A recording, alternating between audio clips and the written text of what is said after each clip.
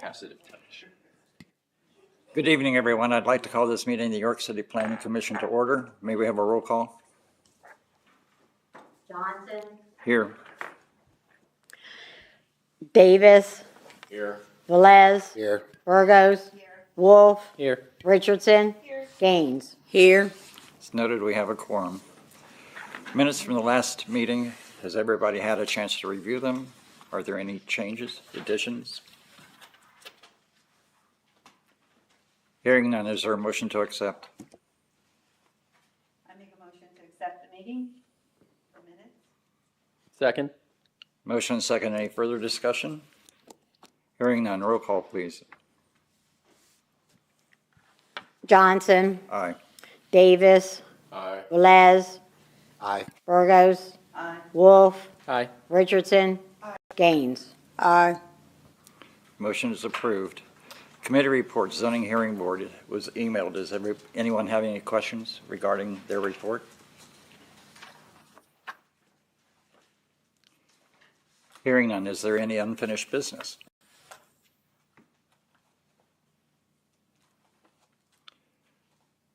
Hearing none, new business. Reappointment of Maribel Burgos and Matthew Davis was approved by City Council, so congratulations. Thank you. Our next action item is the proposed redevelopment overlay. Good evening. Good evening. My name is Jessica Fieldhouse. I work for C.S. Davidson, the city's engineer.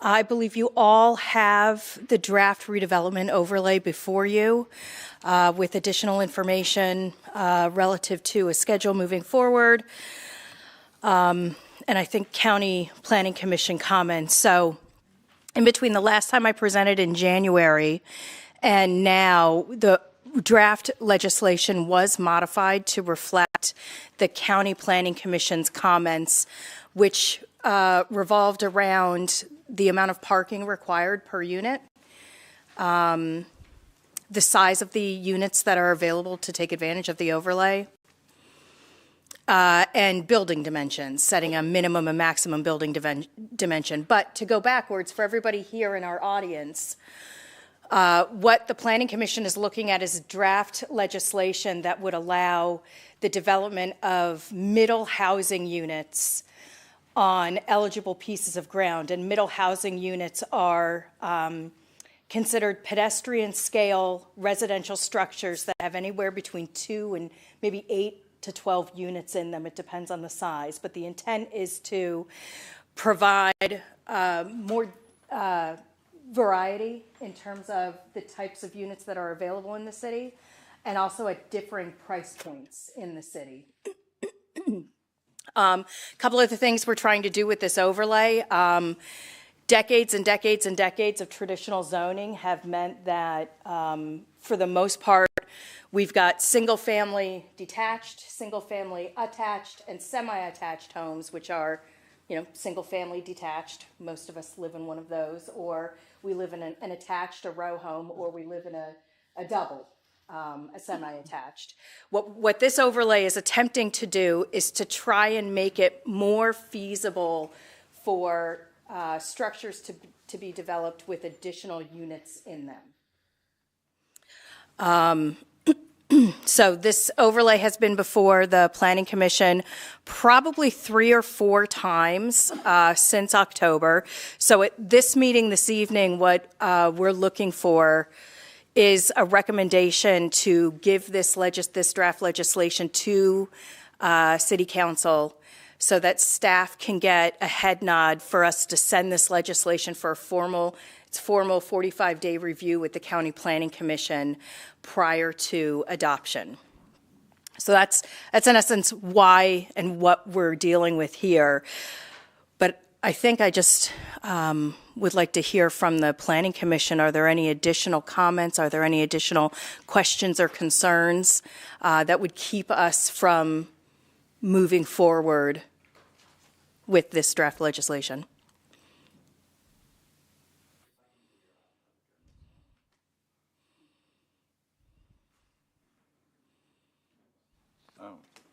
Thank you. Under property eligibility, contiguous parcels that meet at least one of the following criteria for blight. Are they only going to use one, or are they only going to use your bullet points, or what's the idea?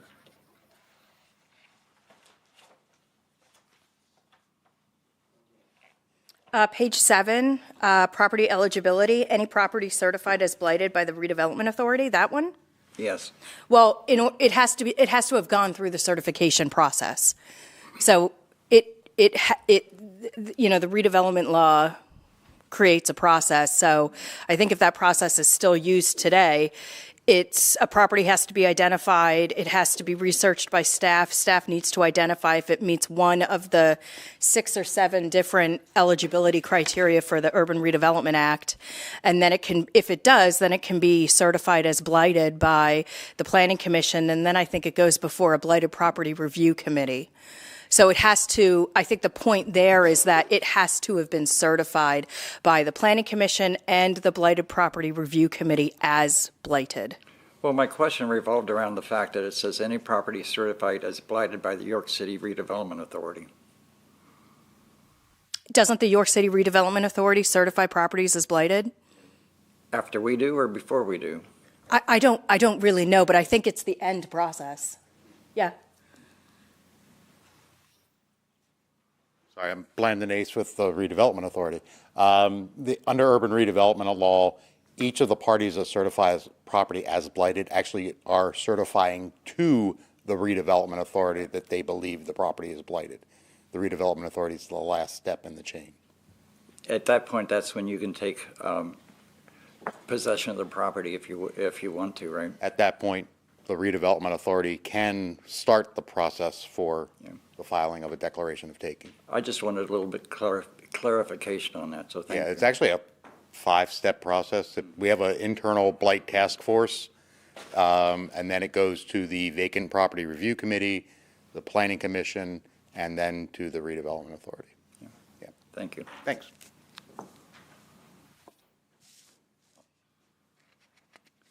Are there any other questions? Are you looking for a motion tonight? I am. I have a question.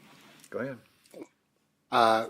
Completely unrelated to this, where do we stand with the comprehensive plan? Comprehensive plan a final draft was given to staff for their review last week. And then it comes to us?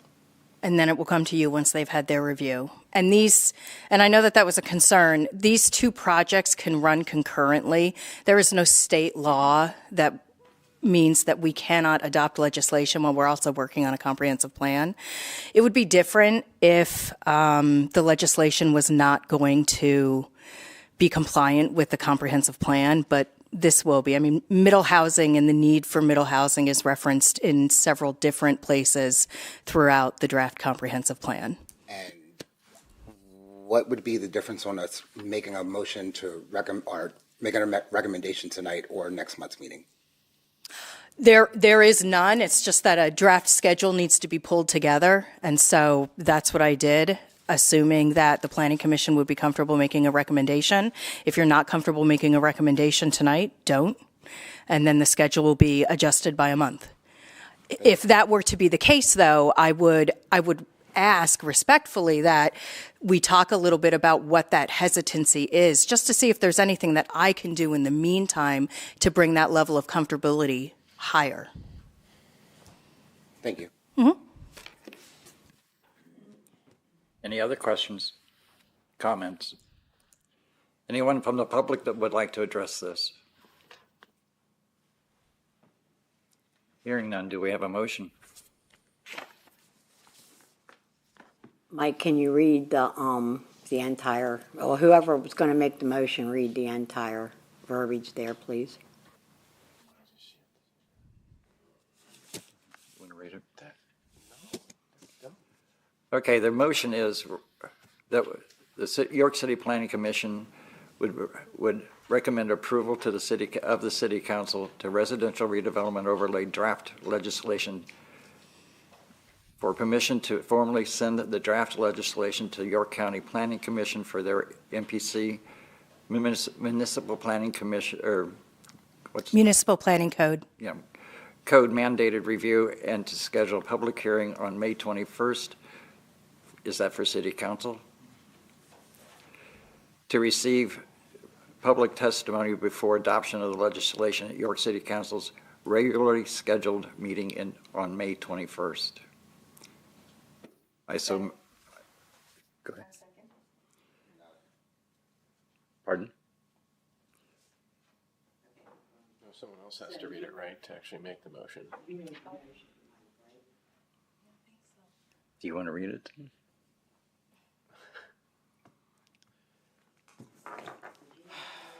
So he's looking for a recommendation. One of us has to make a motion so that someone can make a second, because you can't make motions, correct? Yeah. Does anyone like to make that motion? I move. You can make it? Okay. Then we can look for a second. I'll second. We have a motion and a second. Any further discussion? Yes, Go ahead. I actually have a concern with us recommending to schedule the public hearing on the same day that council would then be voting. I know that may be tradition and how things are typically handled, but I would hate for us to give the public the idea that we would not actually be considering their testimony in the final legislation. So I would prefer if we're recommending for the public hearing to be scheduled at a date prior to May 21st. That would not be our meeting. It would be the city's meeting, city I council. understand, but it's in the language for the motion, so if we're putting it in our motion, I would desire that our motion be reflective of that. Jessica, correct me if I'm wrong, though, if, for the public meeting on the 21st and then the regular legislative meeting of city council, it would still have to sit till the following one to be voted on, or no? No, not necessarily. You can do it the same night, and I completely understand where Commissioner Richardson's coming from.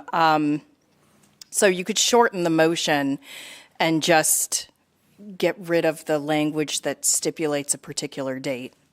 So essentially you're advocating that City Council should send this draft legislation for formal review by the York County Planning Commission with a public hearing to be scheduled at a future date. If I remember correctly, their normal process is they call their meeting to order, then they suspend the current meeting to go into a special session for projects like this. I don't know. That's pretty much up to every municipality to handle it differently. Some folks do it a half hour beforehand. Some folks don't like to schedule hearings the same night of a meeting at all. So that's specific to the city. Well, in that case, I'll withdraw my motion and someone could rephrase it if they wish. Does the second agree? I move to recommend to approve the York City Planning Commission Residential Redevelopment Overlay draft legislation to the York City Council for permission to formally send the draft legislation to the York County Planning Commission for their MPC mandated review and to schedule a public hearing at an appropriate time prior to adoption. Is there a second? Second. Any further discussion? A roll call, please.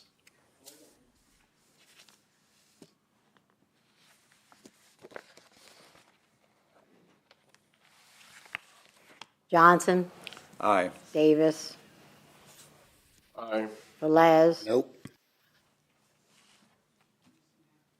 Burgos, Wolf, Aye. Richardson, Aye. Gaines. Aye. Motion is approved. Thank you very much. Thank you, Jessica.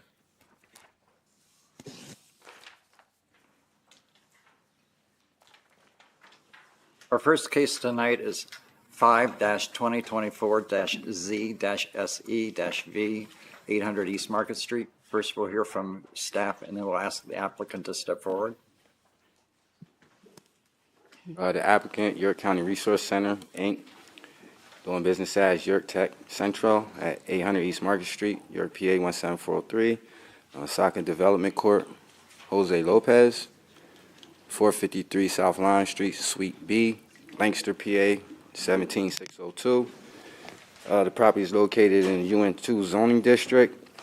The summary applicant is appealing the City of York zoning determination that applicant's proposed use of the property is an educational facility, post-grad 12 or equivalent use, and seeks a special exception for a community center use pursuant to 1303.08 subsection A and 1304.0.3.002.002. Or in the alternate, should the zoning hearing board agree with the zoning determination regarding the use, then a special exception for an education facility post-grad 12 or equivalent pursuant to 1306.1 subsection C, subsection 3, based on the change of use from a non-conforming use to another non-conforming use and a variance to permit 36 off-street parking spaces at the property for the proposed use. Variance appeal 1.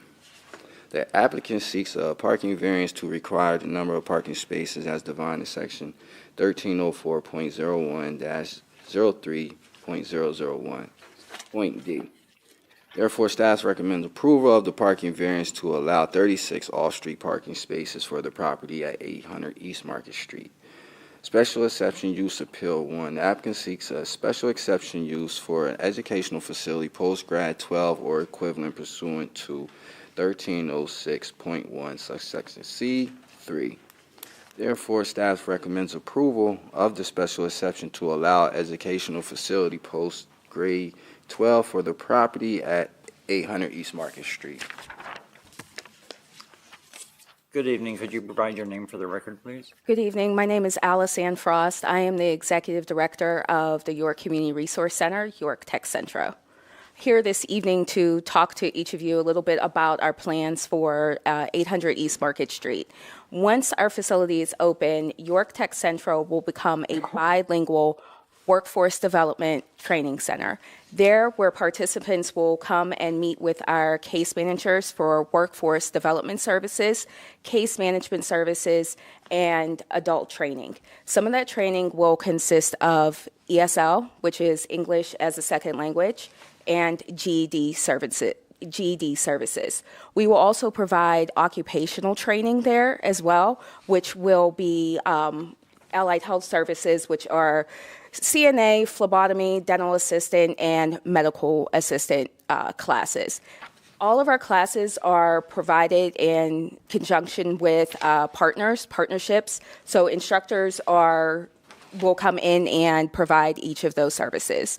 Our services are tailored towards adult learners, people that are looking for a career and advancement in careers, and we're really training folks for careers in demand, giving them essentially a pathway out of poverty. We have a lot of people that will be coming to us that are not just unemployed but underemployed, so meaning they're everyday working people that need to find a way to receive some type of training that will help them, give them a better wage and full-time employment. One key thing to note about our center is we are a 501c3, we're community-based, we're in the neighborhood. So meaning we're also walkable. Many of our participants will take the bus to our facility. Many of our participants will ride share, so there will be really low impact to any type of traffic or the community, hence why we're seeking the parking variance as well. I think that really sums it up, and wanted to leave it open to any questions you might have. What is the current parking capacity? I believe that is, 36 spaces? Okay.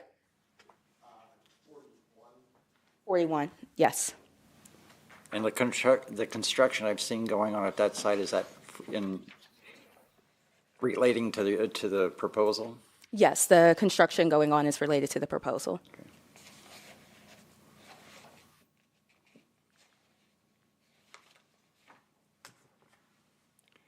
Any questions?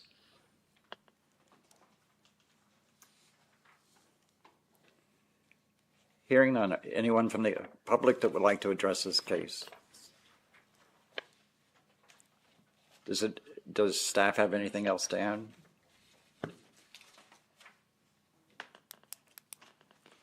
Do we have a motion on the variance for parking?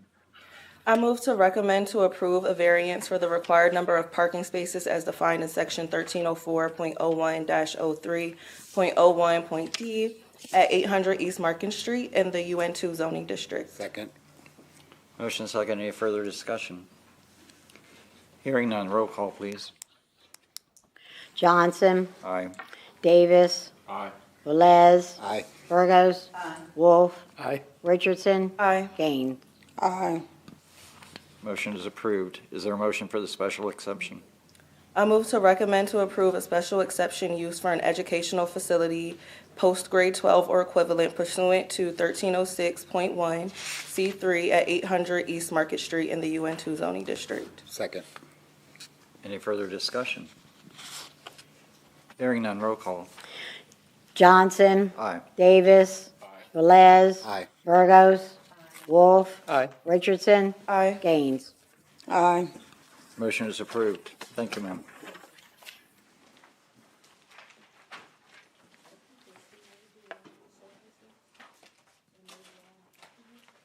Our next case is 9-2024-Z-SE-V, 513 Pennsylvania Avenue. Okay, applicant Michael Quam. On behalf of Scott Rohrball, P.O. Box 272, Shrewsbury, PA 17361, zoning district RS2. Summary, applicant would like to convert a single-family dwelling into a two-unit multifamily dwelling.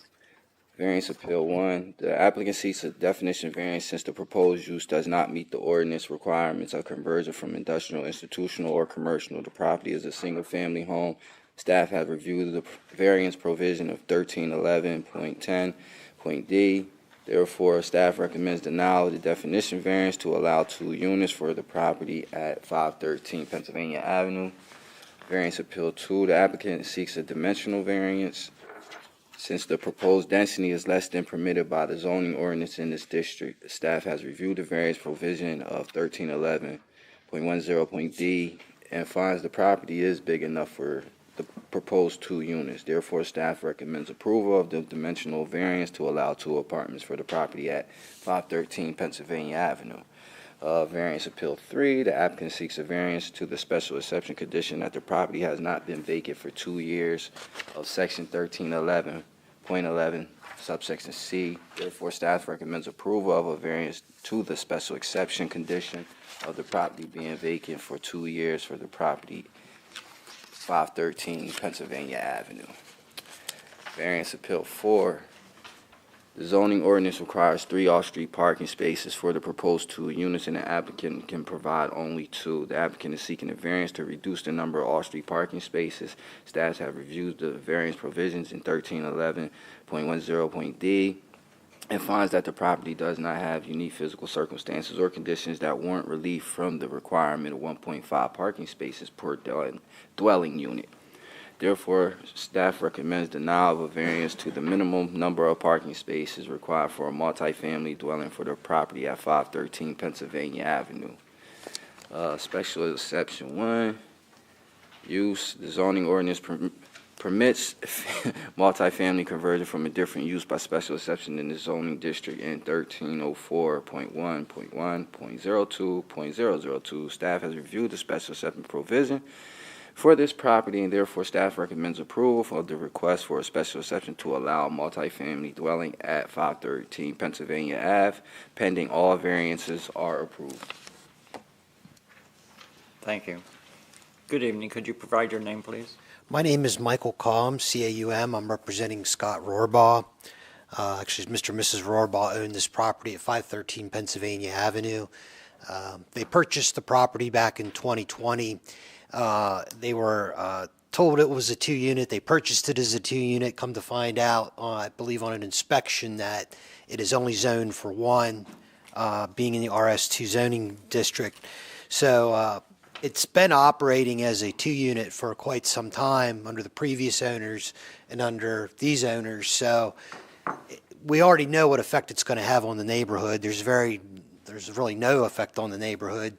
We're not increasing the amount of traffic in the neighborhood. We're not increasing utilities. We're not increasing the number of people that live in the building.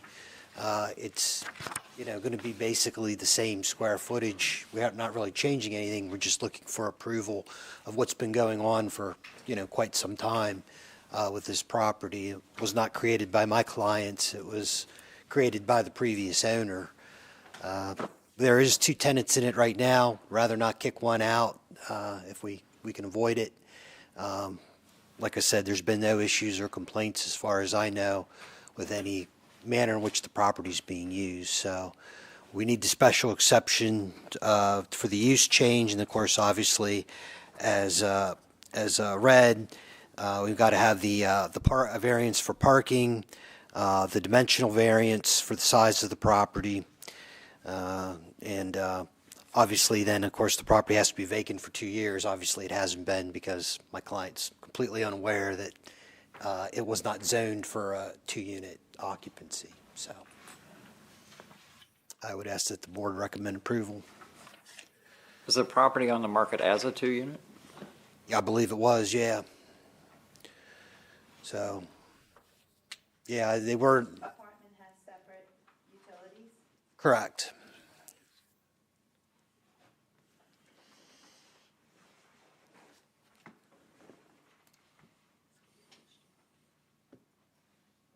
Any other questions? Not a question, but I guess a statement. I don't know if this goes in the record or if it's something that we can readdress at some point in the future, but the only way I can word it is running out of patience on the excuse of people buying a property listed as multifamily and it wasn't actually multifamily. There are dozens and dozens of forms when you buy a house. You have to get insurances to make sure things are what they say they are. And it seems absolutely incredible that we have a system where this isn't the one thing that we're checking. I understand if it's not on a checklist, it's not on a checklist, but it seems insane that we haven't dealt with this and we are still dealing with this. And now we're getting far enough into this process where someone could easily convert it to a 2-family without permission, immediately put it on the market and sell it, and then the next person could be like, oh, I thought it was a 2-family or multifamily or whatever it is. I think we need this addressed. It just needs addressed. Ironically, I was at a county meeting today, a county planning commission meeting, an LAGC meeting, where we did bring that up because we are not the only municipality who is also experiencing this.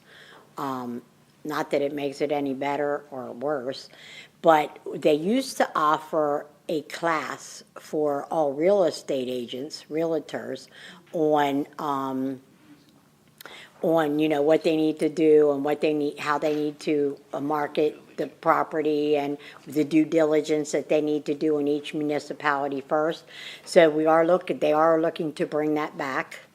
The only thing we had asked too is if they could maybe also advertise a similar class or have that inclusive of just different landlords in the city and all the municipalities around so that it gets the word out to even prospective people who would like to become landlords or purchase properties so that even though it may look like a 2-unit, to make sure that all the due diligence, check with that municipality. Is it licensed and inspected as a 2-unit?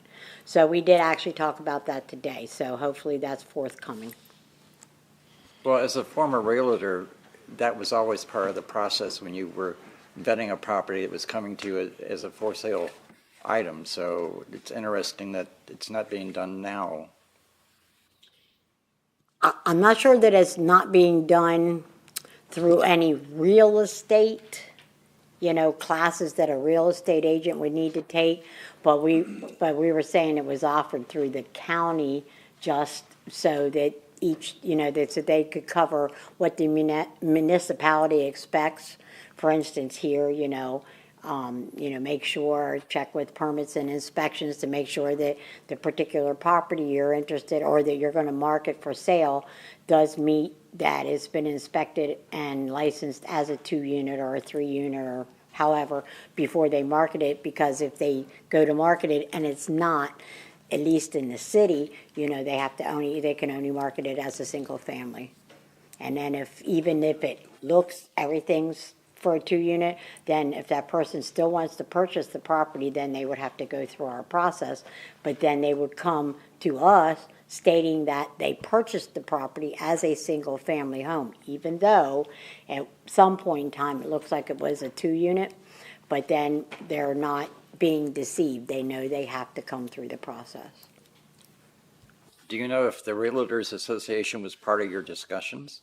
Were they involved? No, they weren't. At that point, no. Okay. I think at least that point makes the assumption that every home being sold goes through a realtor as well. So I think there's a bigger consideration that has to be made. So just. Well, that's what I was saying about to make inclusive current, like landlords, get something out. I mean, everybody pretty much has the internet, put some advertising out, hey, we're gonna have these classes of what to expect, or prospective people who just want to become landlords and homeowners of multifamily dwellings. Thank you. Is there anyone from the public that would like to address this case? Could you step forward and provide your name for the record, please?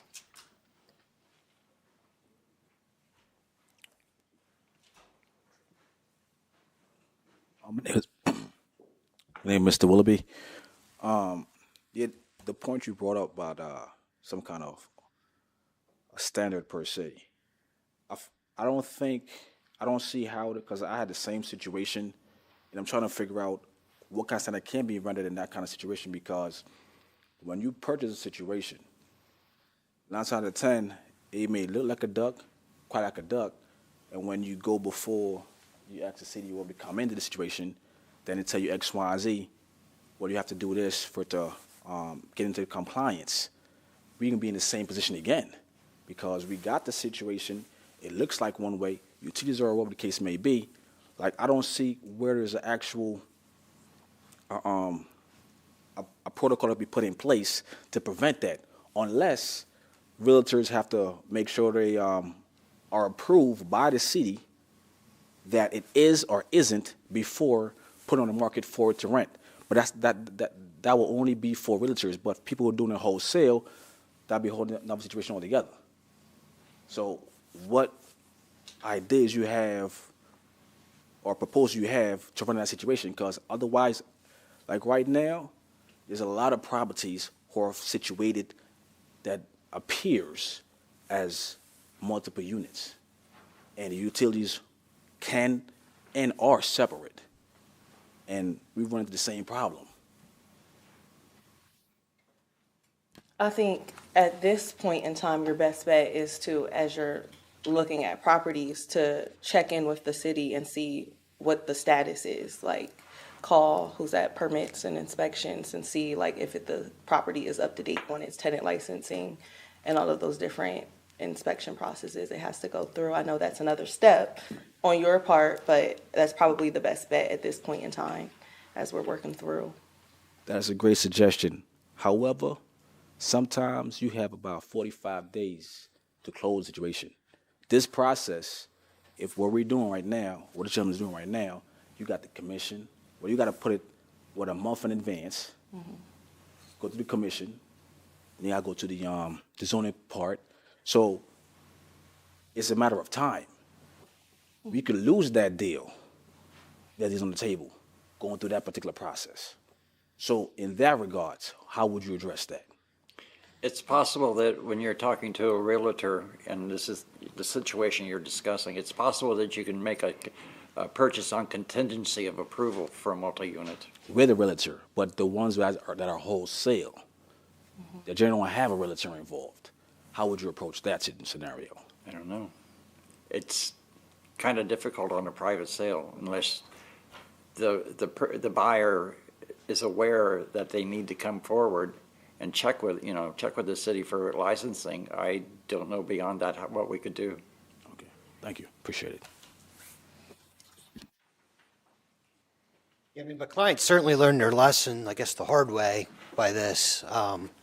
And we wouldn't ask for the special exception in the variance if we didn't feel that the property could be used as proposed. In other words, that's why I put all the pictures and floor plans, so you can see that the property, we're not crowding people in some tenement somewhere, that this is, people are using the building appropriately. And I think I even said in my packet, if you have it, that really, if you think about it, if you treat it as one big house and put multiple people in there on multiple floors, are you really putting that many more people in it by having 2 units, because you still have the same square footage? So it's, we're not really expanding the use from what a typical single family would be, and it avoids us having to kick people out and that are already living there, that really have been causing no impact to the neighborhood, to the community. Matter of fact, if anything, it's a positive impact, because there's a need for housing and people find affordable housing, and you have a building that's 2 unit. It's situated for 2 unit. It's already set up for that. It's been being used as a 2 unit now for many, many years, albeit illegally. The only thing that's really holding us back is not the dimensions or any of the other things. It's the fact that the zoning ordinance just doesn't permit us to do it. Everything else is fine. The impact on the neighborhood and so forth, everything's fine. It's just the zoning ordinance prevents us from using it as it's been used for years. So when they're getting it licensed and inspected by the city for a rental property, is that not caught then?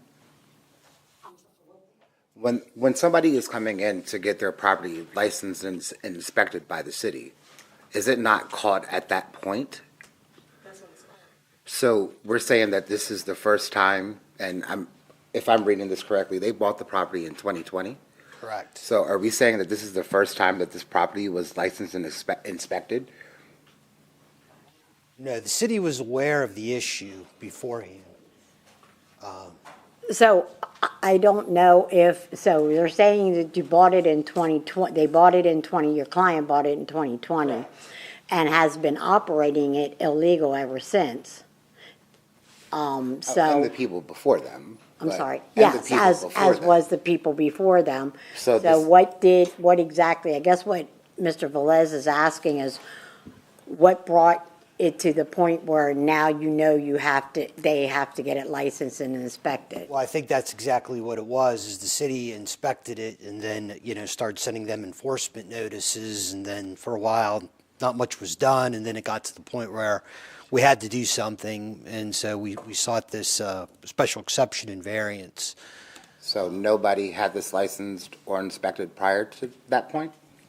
That's what I'm trying to look up right now for you.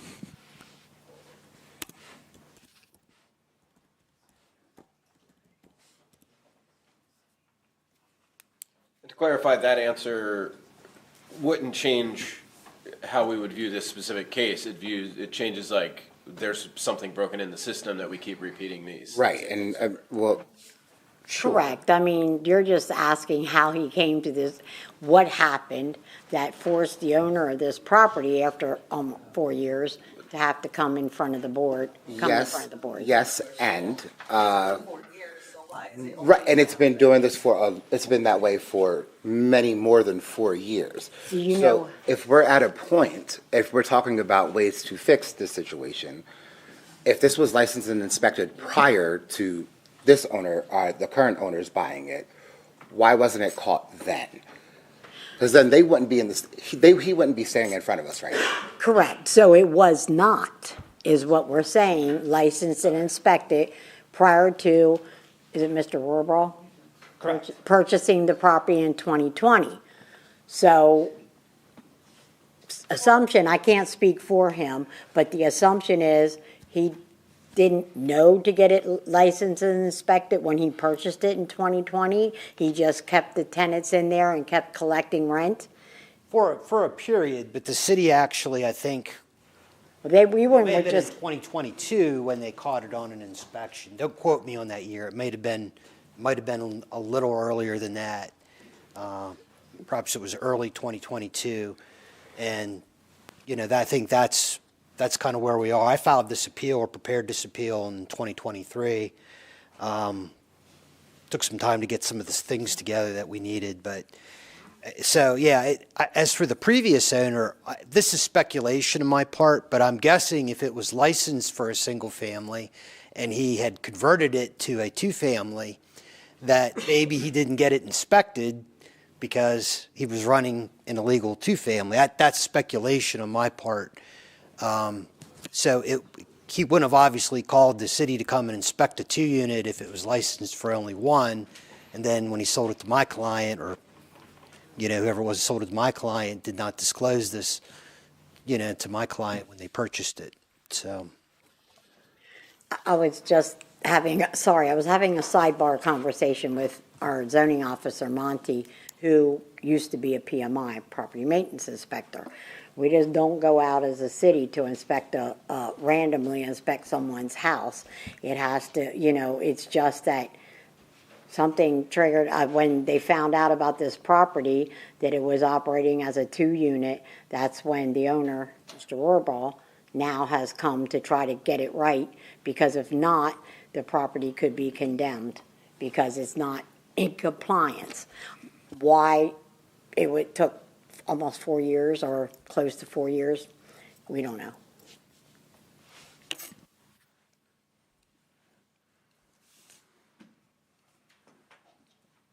Any further questions? Anyone from the public that would like to address this case?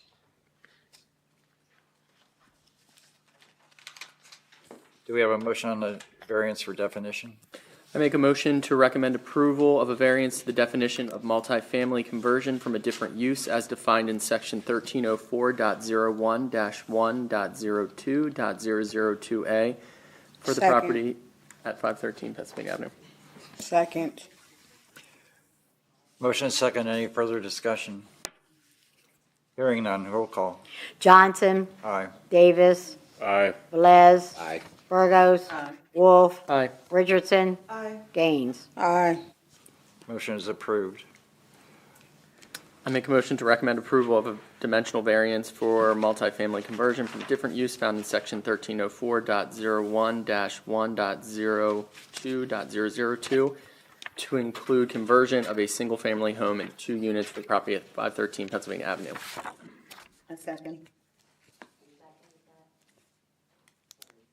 Any further discussion? Roll call, please.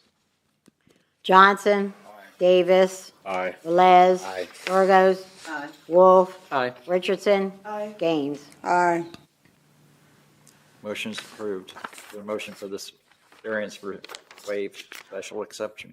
I make a motion to recommend approval of a variance to waive the special exception provision that the property must have been vacant for 2 years found in section 1311.11C1 for the property at 513 Pennsylvania Avenue. A second.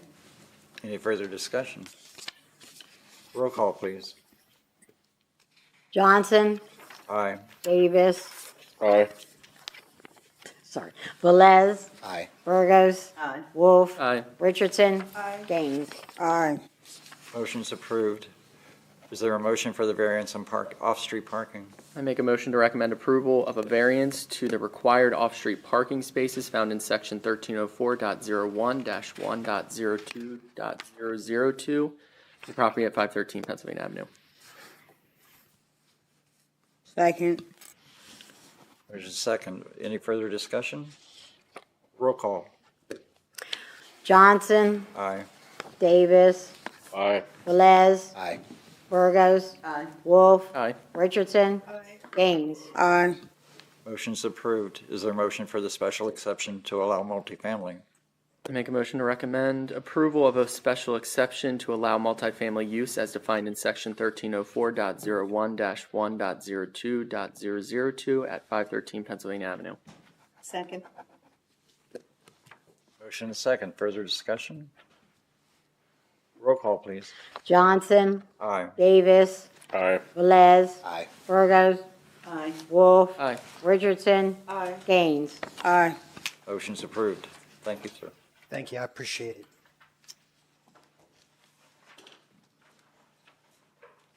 Case 10-2024-Z-SE-V, 477 Salem Avenue.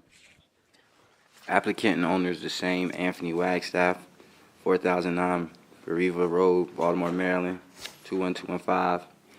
Zoning District UN2. In summary, the applicant proposes to use the property as a rooming house. The rooming house will have 5 rooms in total. Some of the bedrooms are smaller than the minimum square footage of 250 square feet required by this zoning ordinance. The applicant cannot provide 2 of the required 4 off-street parking spaces. The applicant is seeking 3 variants to provisions of this use and 1 special exception to allow the use. Variance Appeal 1, the applicant seeks a variance that requires him or her to live at the property. The applicant does not live at the property. Staff recommends denial of the variance to waive the requirement that a rooming house be owner-occupied as defined in Section 1304.2 through 7.17.B3 at the structure of 477 Salem Avenue. In the UN2 zoning district. Variance 2 is parking. The zoning ordinance requires 4 off-street parking spaces for any rooming house. Applicant can provide 2. Staff recommends denial of a variance to decrease the required parking from 4 to 1 off-street parkings, 4 to 2 off-street parking spaces as defined in 1304.2 through 7.17.B5. At the structure of 477 Salem Avenue, UN2 zoning district. Variance 2, minimum room size. The zoning ordinance requires that within a rooming house, each room for rent be at least 250 square feet in area. This bedroom is existing and likely the same size as its original construction. Applicant has not altered the property. Staff recommends approval of a variance to allow a rental room smaller than 250 square feet as defined in Section 1304.2 through 7.17.B1 at the structure at 477 Salem Avenue, UN2 zoning district. Special exception for use. The zoning ordinance permit by special exception a rooming house in the zoning district. Staff has reviewed the rooming house special exception in 1304.02.7.17. Staff recommends approval of the special exception if all variances are approved.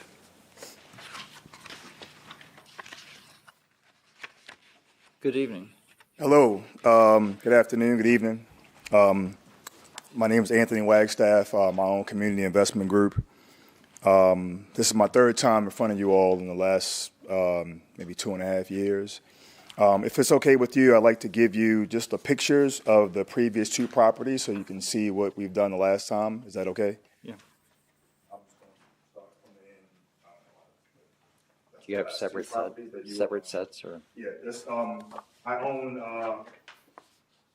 239 East Princess Street and 846 East Philadelphia Street. You can take a look at the pictures and kind of match them up to 477 Salem Avenue. You'll see the same quality work was put into all 3 properties. Just a little bit about myself. I've been doing this for since 2016, full-time since 2020. I think that matters.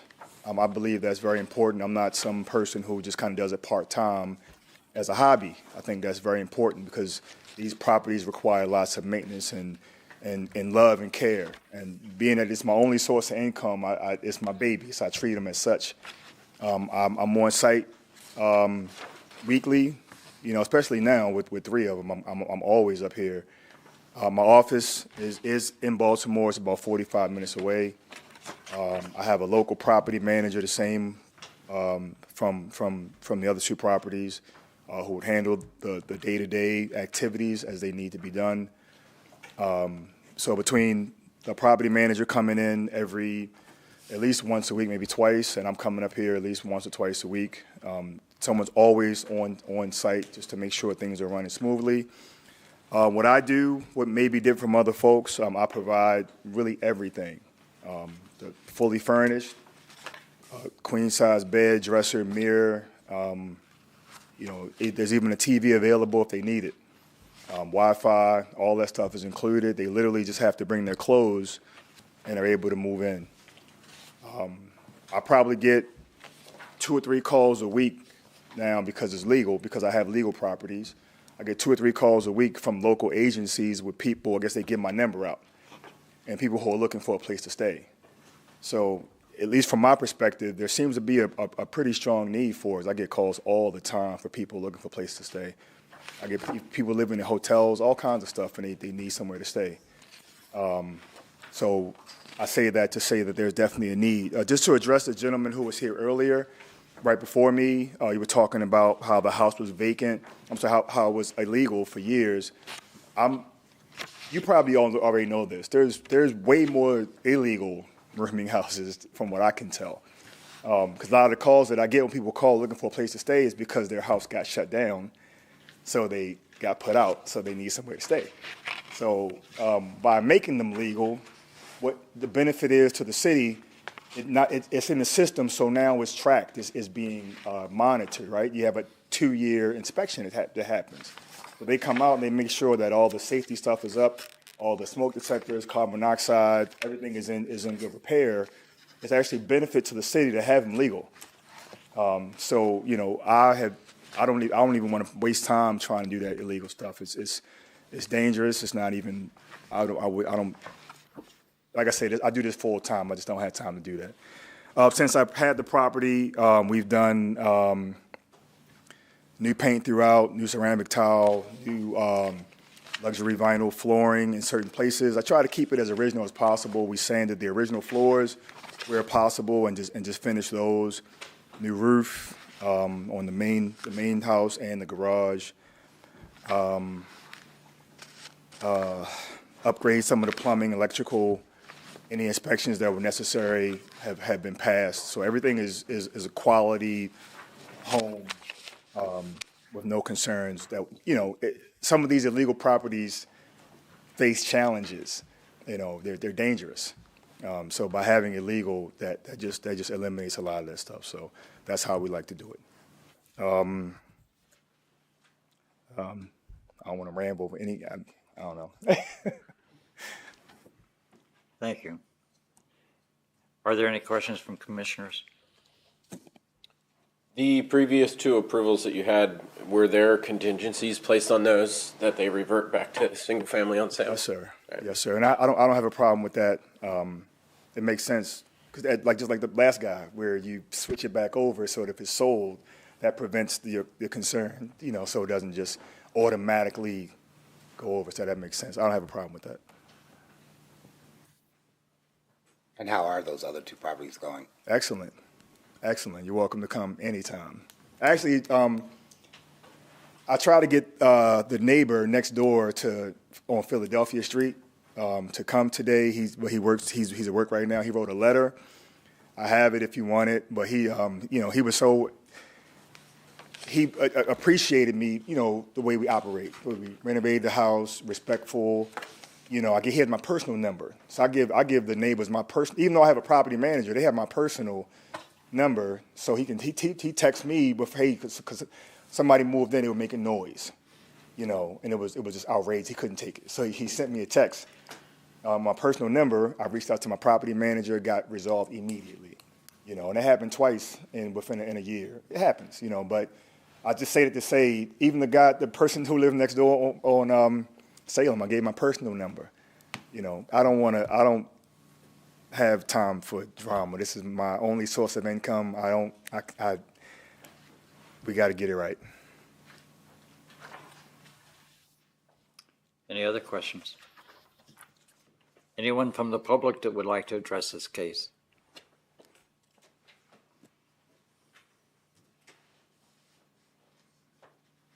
Do we have a motion for the occupancy? I recommend approval of a variance to that the building shall be occupied by the owner as defined in section 1304.02-7.17.b3 for the property at 477 Salem Avenue, contingent that the property reverts back to single family on transfer. Second. Motion second. Further discussion? Excuse me, do you want that condition put on each and every one, or just the last one for the use? I'm going to put it on all of them just Okay. in case. Okay. It's easier. I'm sorry, who seconded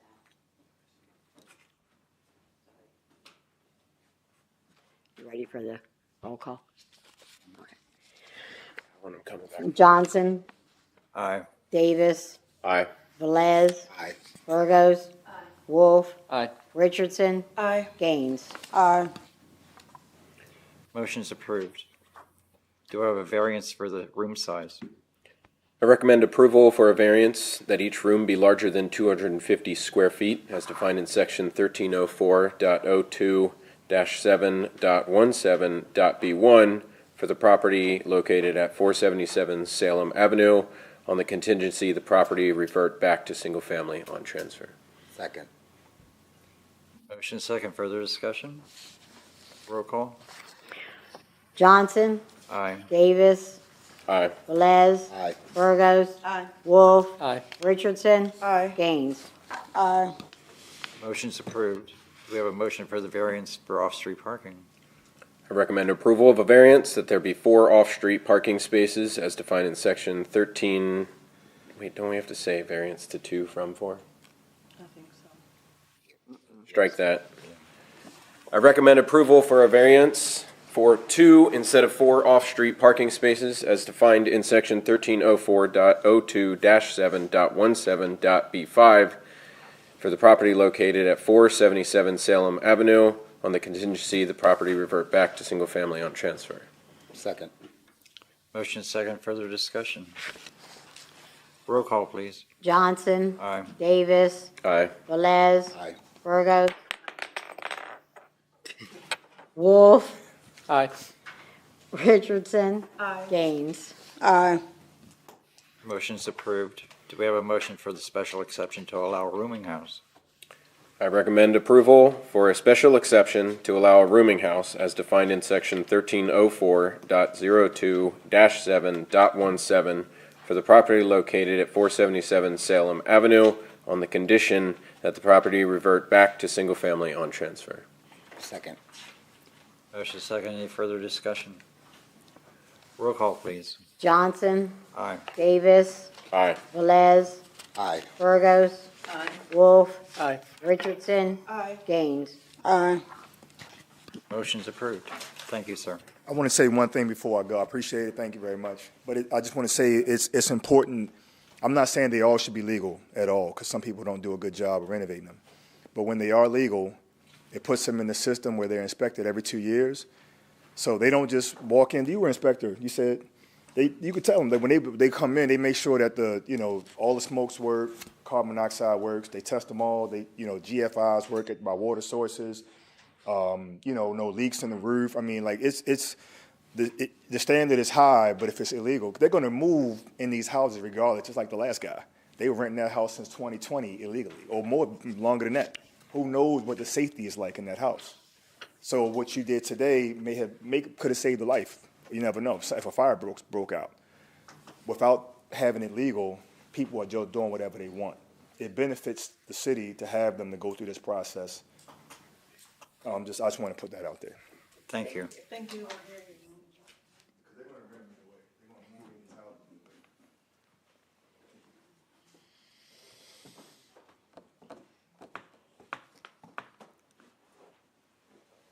Our next case is 11-2024-Z-SE-V, 591 Linden Avenue. Applicant and owner, same. York Art Association, John Wilson, 135 North George Street, York, PA 17401. The zoning district is RS2, Single Family Attached Residential Conservation District. The summary, the applicant proposed to use the property as a specialized institution. The property is currently a house of worship. The applicant is seeking one variance to the provision to allow the use. Applicant will construct additional parking to the east side of the building.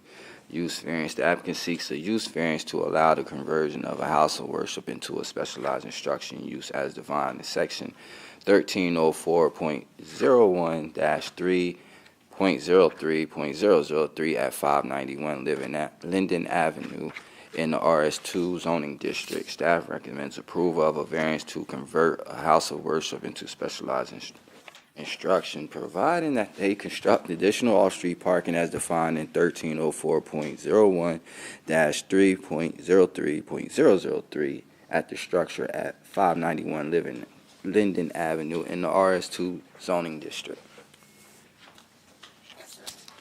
Good evening. Good evening. I'm Zachary Nahas, not John Wilson, on behalf of the Art Association.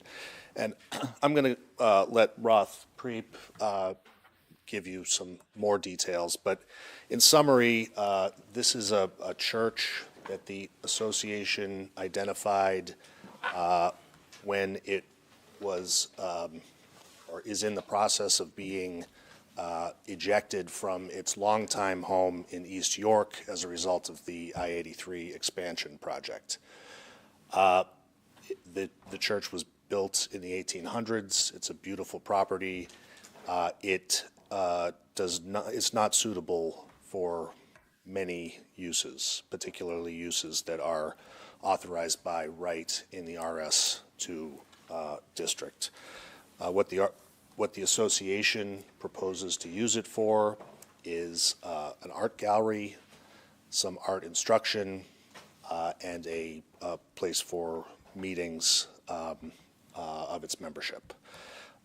Very low impact use, and it will allow the preservation of what is a beautiful building, like I said, for which there are limited other uses.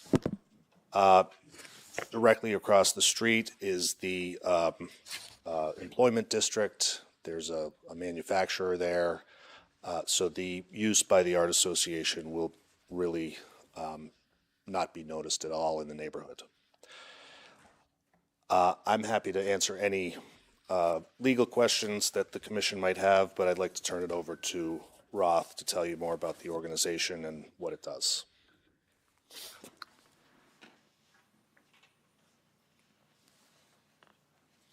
Thank you. So I'm Roth J. Prep, that's P-R-E-A-P, and I'm the Executive Director of the York Art Association. So the York Art Association, to provide some history, was founded in 1905, and that was for the purpose of providing historical context. 1905 is a long time ago, but we've been around for 43% of the time that York County has been around. So we are a flagship institution here serving the public. Our organization, for the first 70 years, was a part of the downtown York community in the city of York until we moved out into East York into the 1970s, where we currently serve the population. We have about 350 members, and 76% of the membership is from York County. Over the years, we serve over about 650 students, and that is of all ages, and we have about 1,500 visitors annually. The reason why we have to move is because of the I-83 expansion project, which is taking our location. But we saw this as a great opportunity to connect back into the city of York and to serve the population here. And so when we were looking for potential locations, we landed on the Little Green Church on Linden Avenue to provide that art gallery space and some art instruction, offering about 2 studios in order to then provide that to the public so that they can take advantage of these opportunities. Our art galleries are for free and open to the public. We are a 501c3 organization, so we are here for charitable purpose. Just as the church was there before, in order to provide a space for the community to gather as one, we're looking to provide that space as well. Okay. Is there any questions? Anyone have any questions?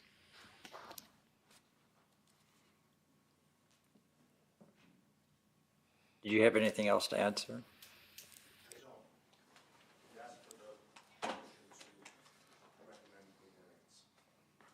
Anyone from the public that would like to address this case? Hearing none, do we have a motion for variance? I make a motion to approve a variance to allow the conversion of a house of worship into a specialized instruction use as defined in section 1304.01-3.03.003 at the property located at 591 Linden Avenue in the RS2 zoning district. Second. Motion second, further discussion. Hearing none, roll call, please. Johnson. Aye. Davis. Aye. Velez. Aye. Burgos. Wolf. Aye. Richardson. Aye. Gaines. Aye. Motion is approved. Thank you. Thank you.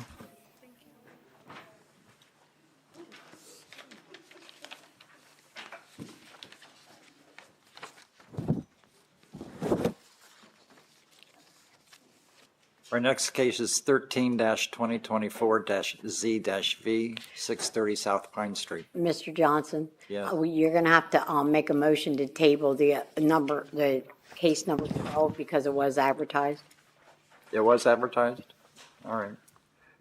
There's a motion to table 12-2024-Z-SE-V, 748 Madison. So moved. Second. We have a motion and a second. Roll call, please. Johnson? Aye. Davis? Aye. Velez? Aye. Burgos? Wolf? Aye. Richardson? Aye. Gaines? Aye. Motion's approved. Now 630 South Pine Street. Or, yes. Okay, applicant Joseph Musso, 43 North Duke Street, York, PA 17403. Owner, RDA, 101 South George Street, York, PA 17401. Zoning district is MUI1, Mixed Use Residential Institutional District. Summary, applicant would like to convert a single-family dwelling into a two. That summary is very wrong. This is wrong.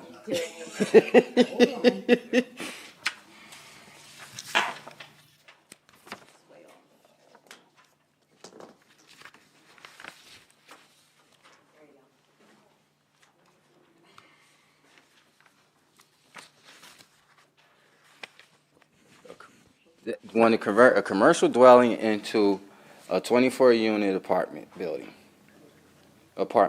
multifamily dwelling. Variance 1, dimensional variance for a multifamily conversion from a different use found in section 1304.01-1.02.002.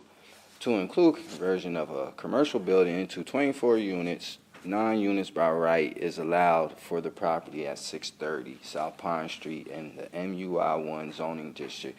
Therefore, staff recommends approval of a dimensional variance to allow 24 apartments for the property at 630 South Pine Street. This is my best Joe Musso impersonation that I could do. I'm not going to. How is he doing? Do better. You're down here. How is he doing? There we go. I understand he was not feeling well. Joe is not feeling well. I am here on behalf of, I guess, representing Joe in his stead, wearing my RDA hat right now. The RDA is the owner. Mr. Steve Buffington is the equitable owner who's been redeveloping this property for several months, a year, almost a little over a year now. This has just a little bit of the history of the place, as some of you may know it as the former Simon Camera building down on South Pine Street. It's a large gravel parking lot as well as this building. And most people don't know this, but on the Cottage Place side, there's actually 245 Cottage Place, which is a double residential unit that he has completely gutted and rehabbed and reconstructed, and is scheduling a tenant occupancy on that portion of this parcel. And then the rest of this was kind of split into two garages. Essentially, they weren't originally garages. It was a photo processing plant that years ago the Redevelopment Authority got an environmental grant and cleaned it up, did some testing, very minor cleanup that was required because of photo processing materials, and has been trying to sell it forever. And nobody could find the right use for this. And even Mr. Buffington, he gave me a tour of his redeveloped units and was trying to decide what could go in here. And we were brainstorming. We thought, well, why not housing? What would fit? So he gave a call to Joe Musso, and miraculously 24 units, 24 small units fit in here. They're both, all the units are just shy of 600 square feet. It's 575 square feet, one bedroom units, stacked 12 on top of 12, with a staircase that leads up to them, center hallway, and a small retail space on the front that fronts on Pine Street. So the only thing that is not allowed is the density. So that's the variance that's requested, because by the acreage that's proposed, as these lots are re-subdivided, or even as it is now, The only density that's allowed is 9 units, and this is a request of 24 units. Ironically, the residential redevelopment overlay had been in place that would allow up to 28 units.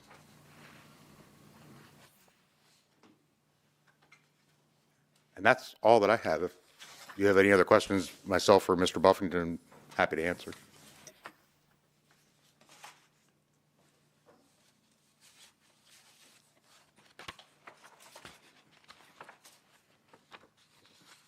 In our packet, we have the whereases and the whereases and the whereases.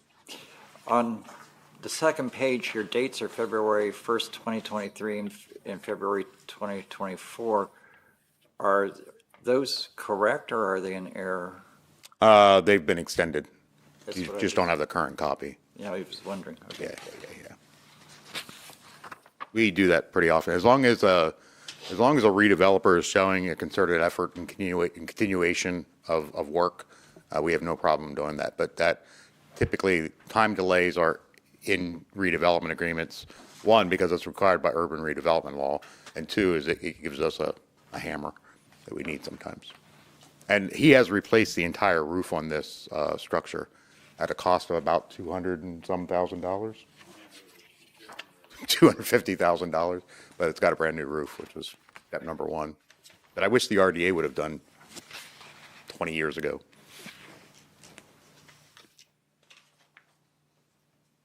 I'm glad to see someone has been able to acquire and start work on this building. It's been an eyesore for, I've been in town for 27, 8 years. Yeah, I'm really excited about this. This is a personal goal of mine, is to find a good use for this property. Yeah. So if we approve this evening, you'll be coming back to us for redevelopment, or? We're hoping that Mr. Musso is feeling better for zoning, but yeah, I don't know that there's anything Yeah, it'll come back before. Oh, yeah, for zoning, yeah, for the Land subdivision, land development. Yeah. It hopefully won't be me. I just wanted to say that I'm glad to meet you, other Steve Buffington. I've never met him. He called one day and said, "I'm Steve Buffington." I said, "No, you're not." I was like, "You don't sound anything like Steve I Buffington." think there's actually 3, right? This is ours, okay.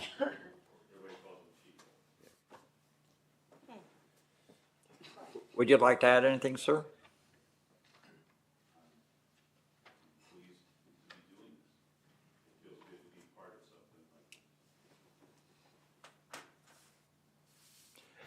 Public? Last one, Stan. Do we have a motion for dimensional variance? Recommend approval of a dimensional variance for multifamily conversion from a different use found in section 1304.01-1.02.002 to include conversion of a commercial building into 24 units, 9 units, right, we don't need that, for the property located at 630 South Pine Street. Second. Motion second. Further discussion? Roll call, please. Johnson. Aye. Davis. Aye. Velez. Aye. Burgos. Wolf. Aye. Richardson. Gaines. Aye. Motion's approved. Thank you, gentlemen. And lady.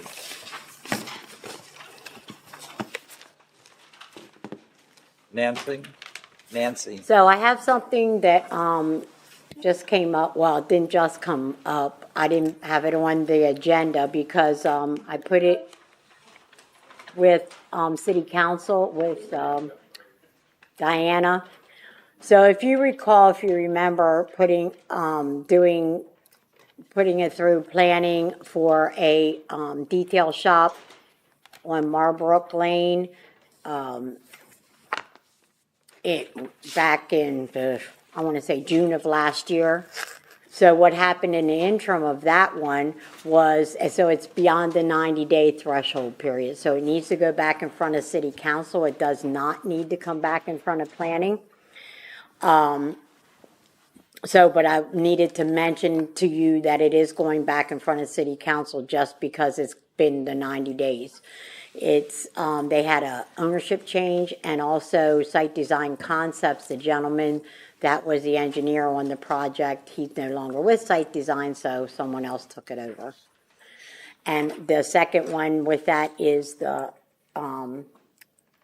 Northwest Triangle statewide.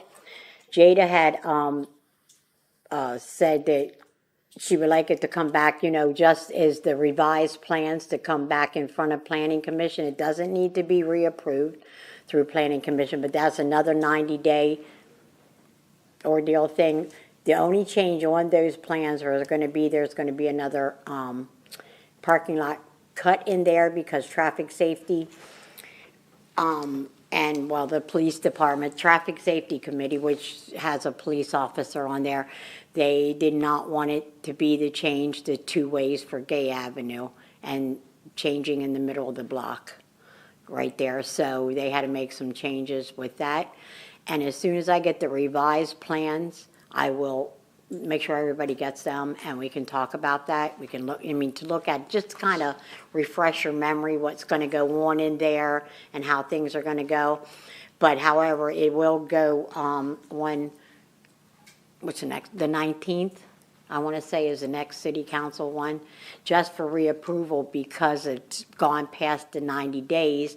And even when they present the revised plans to us, they can't get it approved by York County Planning or record it with Recorder of Deeds if it wasn't approved by council in less than 90 days. So I just wanted to put that, have that on the record. Things, and we can't simply manage to sell a property for what it actually is. I'm sorry, what was that again? Can't record this, but hey man, I can sell you a multifamily that's not actually multifamily. No problem at all. Actually, for that cash. Before we're done, for our next informational session, I don't think our meeting is done. We didn't adjourn. We're not adjourned yet. No, I didn't. All I did was just change it to the camera so the public didn't see my laptop any longer.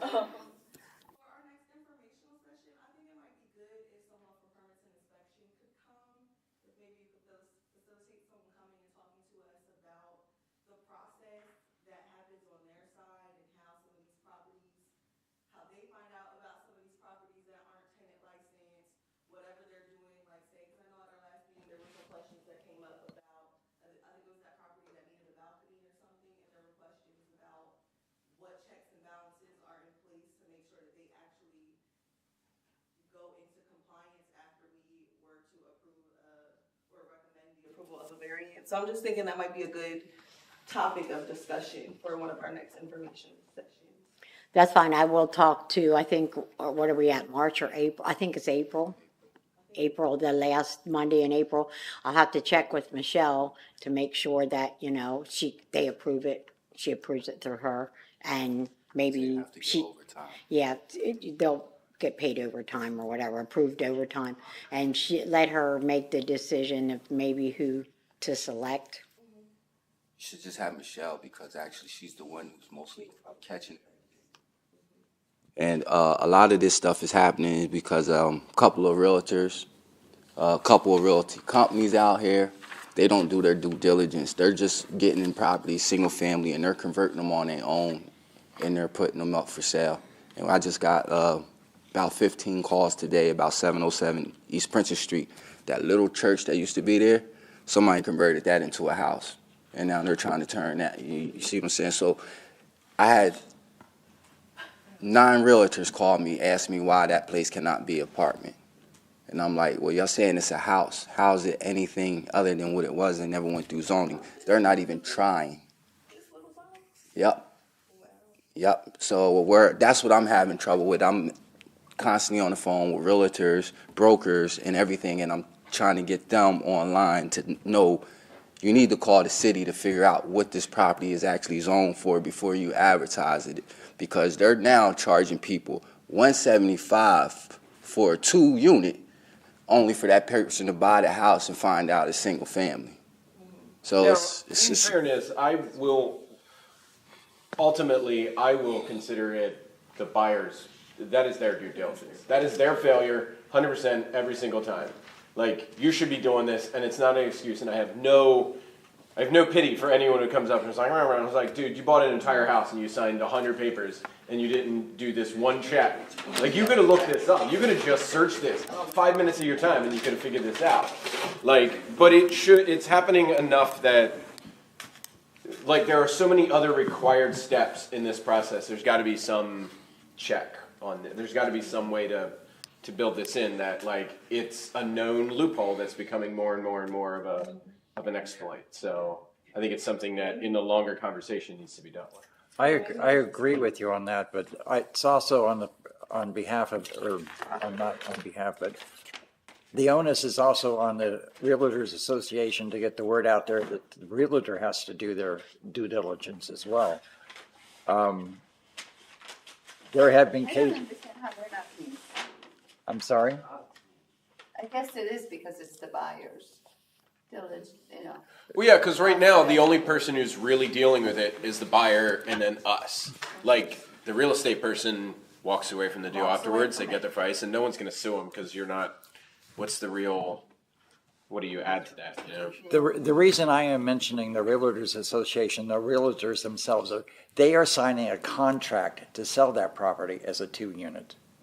So therefore, they have an obligation to make sure they're doing the correct coverage too. But are they though? Because when you sell a property, even if it's, and this, I don't know anything about selling homes, so bear with me. But if you're selling a property that is technically a single family home, how is that listed in the deed? Like when you buy a multi-unit, is it listed in the deed as such, or is it listed as what the bones of the property are? So A deed usually transfers as a legal entity as it's been described. There's a description in a deed, this property from this point to that point to this point to that point known as, and it's usually, I don't know that anymore that they specify single family home. They may or may not, I don't remember that particular verbiage. Right. But it's still being transferred, the realtor is still signing a contract with the seller as a 2-unit, then they have to do the due diligence on their part that this is the proper description for it. So I can speak on that slightly. Sometimes what would happen is, a lot of times when I was a zoning officer especially too, is buyers will look on York County assessments. So somewhere years ago, someone converted that to a 2-unit, probably before a zoning ordinance was in effect to have ordinances and laws stating what you can and can't do with a property. So then York County assessments list it as a 2-unit or commercial and 2 units or however, and then, you know, or if someone converted it back to a single family home, never went to York County assessments to say, this isn't what it is anymore, or, you know, they're just taking that. Sometimes that happens, not always, but sometimes if you could look up the address and it'll say multi-unit, or I forget exactly the verbiage. Some of it might say 2-unit or commercial plus 2-unit dwelling. And you know, that's what some of the real estate agents who actually do their due diligence, that's what they go by. But we were trying to get the message out here in the city, please do not go by that. Call us here. You know, it's, you know, if the property lies within the city, don't go by what York County Assessment says. Because we're not going to call York County Assessments on every address and say, hey, this isn't a licensed 2-unit. That's not the responsibility of permits and licensing. There's also been the cases where, say, Nancy, as a property owner of a multi-unit property, goes and sells it as a single family, you know, and the new buyer will take it back to a single family home. But that buyer or the current owner, in case Nancy would like to do it, they have to write a letter of surrender, and they're not doing it.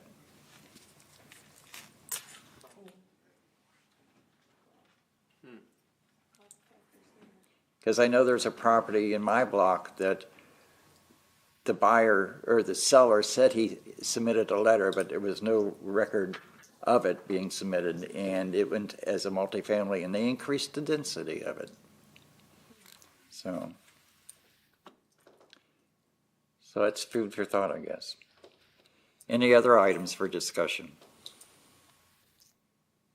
Hearing none, we stand adjourned.